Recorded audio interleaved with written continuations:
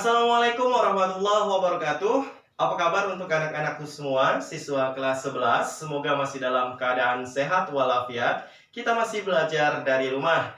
Baik, kembali lagi bersama saya, Bapak Mahmudi Pradoyesos, dalam pelajaran sosiologi. Nah, sosiologi itu mengasyikkan. Nah, kita akan membahas mengenai stratifikasi sosial yang berlaku di dalam masyarakat. Nah, apa saja? Nah, kita akan membahasnya satu per satu. Nah, yang pertama ialah stratifikasi sosial pada masyarakat pertanian.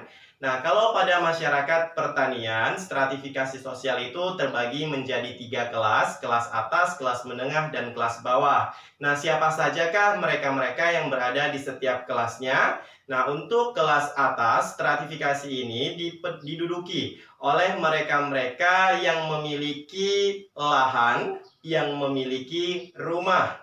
Nah, ini ialah mereka berada di posisi paling atas yang disebut dengan upclass.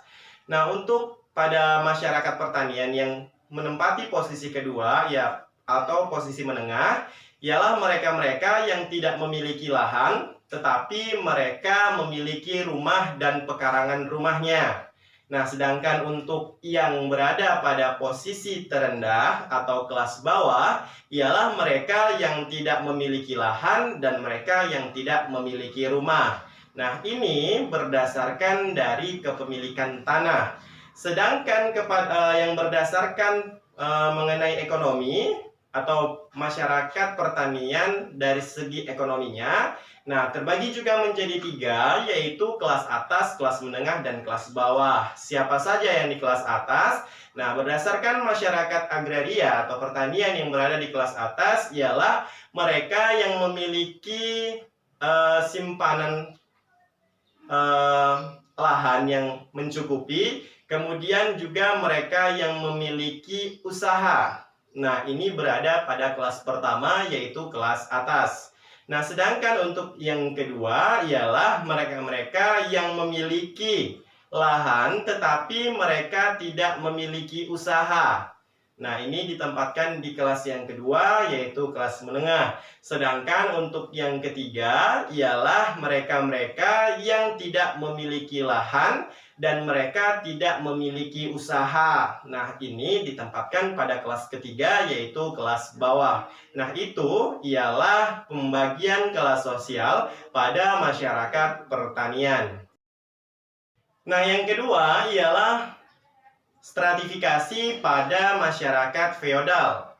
Nah, kalau kita bahas masyarakat feodal, biasanya dalam tatanan kehidupannya, stratifikasi yang diberlakukan ialah stratifikasi tertutup.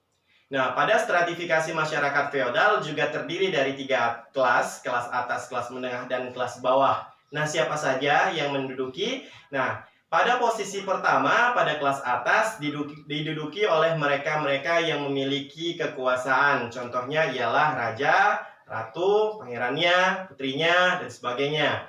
Nah, sedangkan pada posisi menengah diisi oleh mereka-mereka, nih misalnya saya contohkan dalam sistem masyarakat feodal di daerah istimewa Yogyakarta ya. Nah, posisi keduanya itu diduduki oleh para priai, para ulama, para punggawanya. Nah, sedangkan untuk di posisi ketiga, di kelas bawah, itu diisi oleh mereka-mereka para petani, para pedagang, dan mereka yang para nelayan.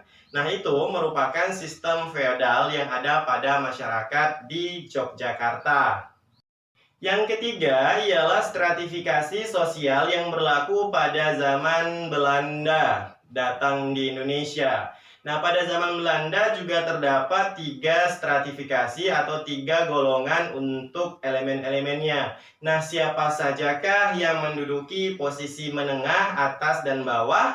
Nah, pada prosesnya, pada stratifikasinya, kelas atas itu diduduki oleh mereka sendiri, kaum-kaum elit Belanda, yang mana di sini mereka lah sebagai penguasanya. Nah, kemudian pada posisi menengah diduduki oleh kaum elit bangsawan asing yang berasal dari Asia, Asia Timur khususnya.